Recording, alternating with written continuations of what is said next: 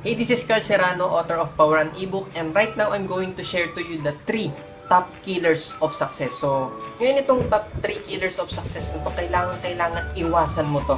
Okay? Dahil kapag ginagawa mo to, siguradong hindi ka magkakaroon ng success sa business mo. So, stay tuned.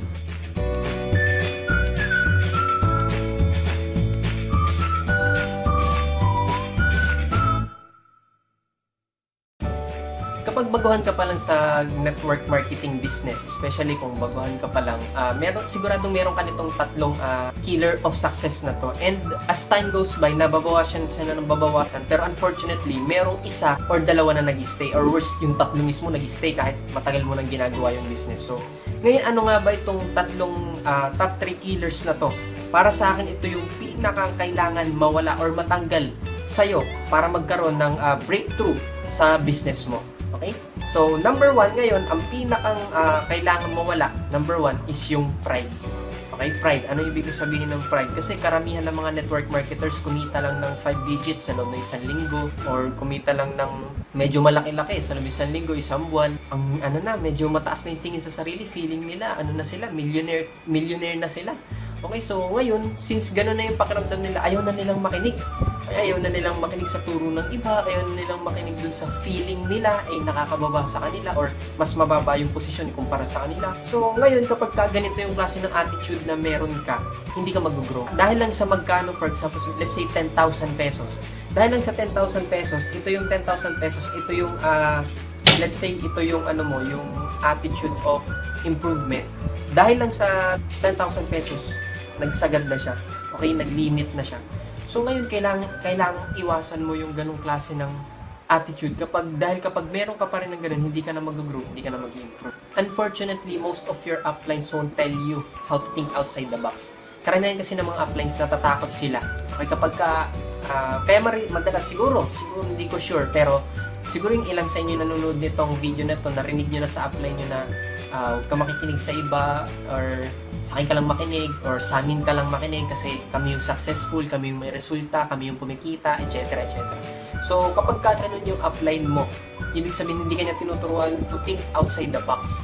Okay, kapag hindi kanya tinuruan how to think outside the box, nakukulong ka dun sa mga knowledge na meron siya. And aminin na natin, wala namang tao na expert sa lahat. Okay, hindi porket yung upline mo kumikita ng malaki or kung ano pa man, ibig sabihin alam na niya lahat. Okay, unfortunately hindi niya alam lahat. And lalo na kung ikaw ay isa sa mga network marketers na kahit sinusunod mo naman yung mga turo ni upline, sinusunod mo naman yung mga kailangan mong gawin, pero wala pa rin nangyayari, ibig sabihin may mali. May mali, it's either may mali sa'yo or may mali dun sa tinuturo ng upline. So ngayon, kailangan mong gawin is to think outside the box. Okay, libre lang matuto.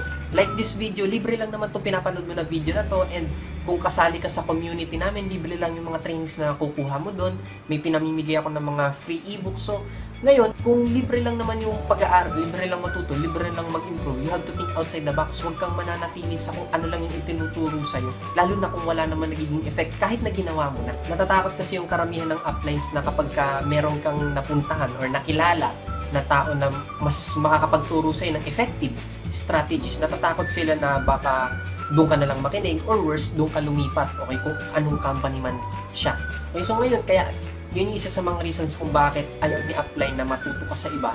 Dahil kapag ka natuto ka sa iba and naging effective sa yung tinuturo nila, lilipat ka sa kanila or sa kanila ka na-dedicate kasi nga, effective yung tinuturo nila. Second top killer of success is fear of change. Ngayon, alam naman natin napakalawak kasi ng topic when it comes to fear.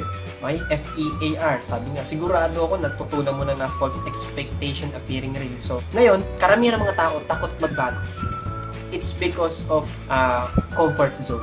Parang ganito yan. Na-experience ko before, nung nagsimula ako sa network marketing, tinuro sa akin yung mga hindi naman effective na strategy sa panahon ngayon, like flyering and poster nyo, nagpo-poster ka sa tuwing gabi sa pader, diba? And spamming sa Facebook, ano pa ba, pagkausap sa mga taong hindi mo kakilala, o yung pusakan, tinatawag. So, nung mga time na yun, ginagawa ko siya, and kahit wala naman ako nagiging resulta doon, kahit wala naman talaga nangyayari, tuloy-tuloy ko pa rin siyang ginagawa. Kahit na may mga natutunan na ako na ibang strategies, may mga naituro na sa akin na strategies yung mga talagang successful na entrepreneurs na nakita ko, nakilala ko sa internet, kahit na karamihan sa kanila, tinuturuan na nila ako ng effective and Alam ko naman na effective yun. Hindi ako tumitigil sa paggamit ng mga ineffective strategies. Okay? Later on, na-realize ko na kaya ko pala ginagawa yun. Patuloy na ginagawa yun dahil kampante na ako. Sa ginagawa ko, kampante na ako na nag-spam ako sa Facebook, kampante na ako na nagbibigay ng flyers, kampante na ako na kumakausap ng kung sino-sino, kampante na ako na nagdidikit ng mga poster or nagbibigay ng mga misleading information like part-time pero hindi naman talaga part-time, networking para. So, kampante na kasi ako doon, naging habit ko na siya and kasama na siya sa daily routine ko, sanay na ako, okay, comfortable na ako. That is why, nung tinuruan ako ng mga bagong strategies and karamihan sa mga strategies na ituro sa akin is kabaliktaran kung ano yung ginagawa ko. Hindi ko siya ginagawa kasi nga, kampante na ako sa kung ano yung ginagawa ko. So ngayon, ang nangyari, dahil kampante na ako, natakot na ako gumawa ng bago. Natakot na ako na mag-try ng bago kasi nga, palagi sinasabi rin ng mga uplines ko na huwag kang makinig sa mga yan, dito ka makinig kasi mga successful to. So, since uplines ko sila and may respeto ako sa kanila, nakikinig naman ako sa kanila and isa yun sa mga pinakamalaking pagkakamali na ginawa ko. Then after that, na-realize ko na kailangan kong itry kasi wala namang mawawala kung susubukan ko. Nung sinubukan ko na yung mga effective strategies na tinuro sa akin ng mga totoong successful na internet marketers na nakilala ko sa internet, nung sinubukan ko na siya, doon na nagsimulang magkaroon ng breakthrough sa business ko, doon na ako nagsimulang kumita ng malaki. So, ngayon, ito yung kailangan mong tanggalin, yung pagkakaroon ng takot sa change. Kasi kung pinapanood mo yung mga videos ko or kasama ka sa community namin or kung nabasa mo na yung free ebook na binibigay ko, which is yung Power Up ebook, sigurado ako na may mga naituro ko dun sa iyo ng mga strategies or may mga natutunan ka na strategies na karamihan, kabaliktaran dun sa kung ano yung ginagawa mo. And dahil hindi ka pa sanay at hindi ka pa kampante dun sa gawin yung mga strategies na tinuturo ko, sigurado ako na matatakot ka sa pagbabago. Matatakot ka na gawin, medyo maiilang o kakabang ka dahil hindi ka sanay. It's normal. Naintindihan kita, kagaya nga nung ikwento ko sa na-experience ko, ganun rin ako nung nagsisimula ako.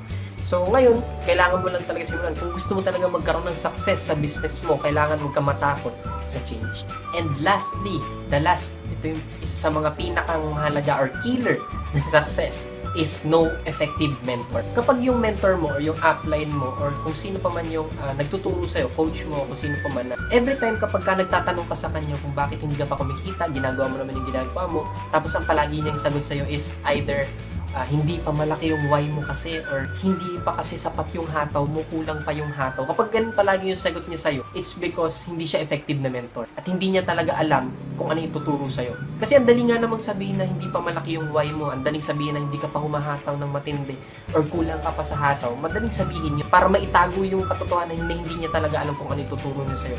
Kahit nalimpak-limpak pang kinikita niyang mentor mo na yan, possible na nagkataon lang na napailalim siya sa isang napakagaling na upline or ganun or marami pa. So, may iba tayo ng topic kapag ina-elaborate ko yun. So, kapag ganun ang mentor mo, ibig sabihin hindi siya effective na mentor or kapag yung mentor mo palaging hina-highlight yung kinikita niya pero wala namang talagang may turo sa'yo na effective strategy, ibig sabihin hindi siya effective na mentor. Kailangan mong humanap ng effective na mentor na mag-guide sa'yo. Kailangan mo humanap ng effective na mentor na makakapagturo sa'yo kung ano yung step by step na kailangan mong gawin para magkaroon ng success sa business mo. Nabanggit ko to dun sa, itinuro ko to dun sa ebook na ginawa ko which is yung Power Run. You can download it. Hanapin mo na lang yung link kung nandito ka kung pinapanood mo to sa Facebook page ko, siguro nasa description. Kung nasa YouTube, nasa description yung link sa baba. Kung nasa vlog ko naman, hanapin mo na lang, madadownload mo yung ebook na yun.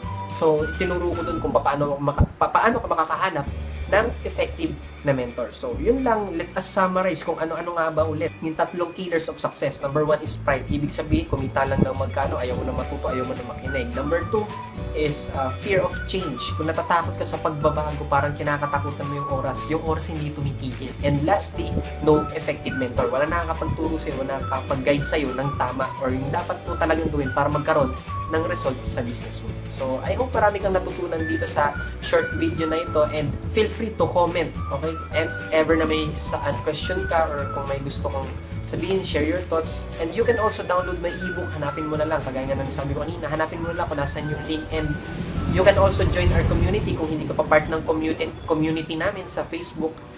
You can check out the link. Nandiyan rin yan. Kasama lang rin yan dong ebook. Okay, so I hope marami ka natutunan sa video na ito and feel free to like, comment, and share. And yun lang, and I hope na i-apply mo kung ano yung mga natutunan mo ngayon. So this is Carl Serrano saying, live love, learn, and love. You are born for greatness. So, see you next time.